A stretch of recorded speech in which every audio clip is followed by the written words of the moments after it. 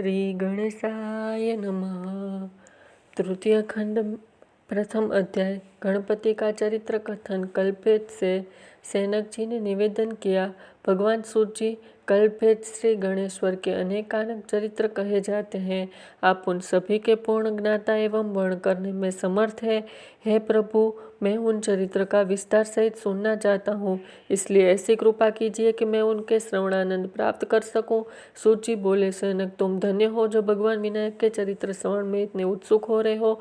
मैं तुम्हारी इच्छा अवश्य पूर्ण करूंगा। मैं श्वेतकल्प में हुए गणपति की कथा तुम्हें सुनाता हूँ, ध्यान से सुनो। भगवती पार्वती की दो सखियां थी, जया और विजया। वे दोनों अनंत रूपवती, गुणवती, विवेकामणि और मधुर हसीनी थी। पार्वती उनका बहुत आदर करती थी। एक दिन उन सखियों ने उनसे निवेदन किया, सखी, अपना कोई गण नहीं है, इसलिए गण में अवश्य होना ही चाहिए। उमा ने आश्चर्यपूर्वक कहा, क्या कह रही हो सखियों, हमारे पास करोड़ों गण हैं जो तुरंत आज्ञा पालन में तत्पर रहते हैं, फिर किसी अन्य गण की क्या आवश्यकता है। सखियों ने कहा, सभी गण आशुतोष भगवान के हैं, उन्हीं की आज्ञा उनके लिए प्रमुख है। नंदी, भृंगी आदि गण जो हमारे कहलाते हैं, वे भी भगवान की आज्ञा से ही सर्वोपरि मानते हैं।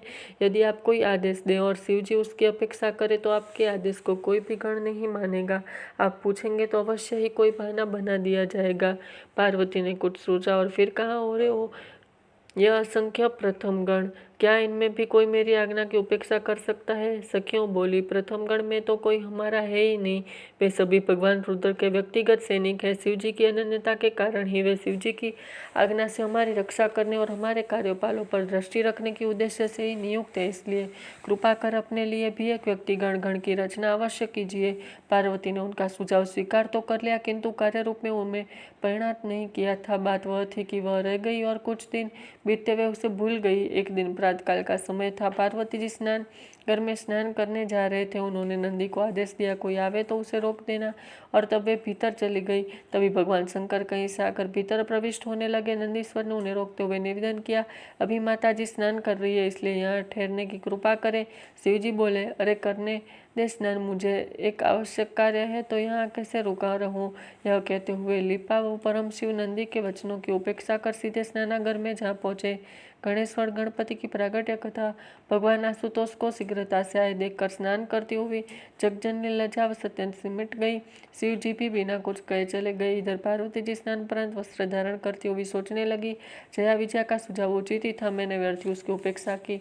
यदि द्वार पर मेरा कोई निजी गण उपस्थित होता तो शिव जी को स्नानागार में सहज ही आने नहीं देता। नंदी ने मेरे वचनों की उपेक्षा की, इसलिए प्रतीत होता है कि इन गणों पर मेरा पूरा अधिकार नहीं है, इसलिए मेरी निजा गण अवश्य होना चाहिए, क्योंकि वह पूर्ण रूप से मेरी आज्ञा में रहे। अब जो गण है वे शिव जी की आज्ञा से मेरी आज्ञा मानते हैं, किंतु मेरे निज गण मेरी आज्ञा से उनकी आज्ञा मानेंगे।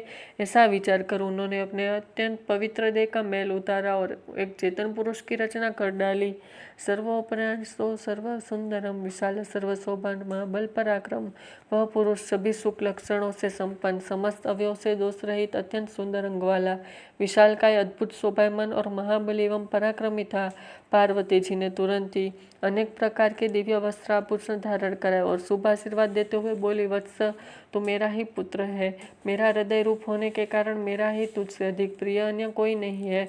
तब उस पुरुष ने अत्यंत आनंदपूर्वक जगजननी के चरणों में मस्तक रखकर प्रणाम किया और फिर हाथ जोड़कर बोला, जननी, मैं आपका ही हूँ, आपका ही रहूँगा, सदैव आपकी आज्ञा पालन करूँगा। आपकी क्या इच्छा है इस विषय में आदेश दीजिए।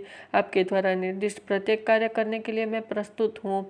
पार्वती बोले, पुत्र, तुम्हें मेरी आज्ञा से बिन किसी की भी आज्ञा नहीं माननी है। तुम मेरे द्वारपाल रूप में रहो और कोई भी कहीं से भी आए तो उसे मेरे अंतपुर में तब तक न आने दो जब तक मेरा आदेश प्राप्त न कर लो। इस विषय में तुम सदैव सतर्क रहना होगा। जय श्री गणेश।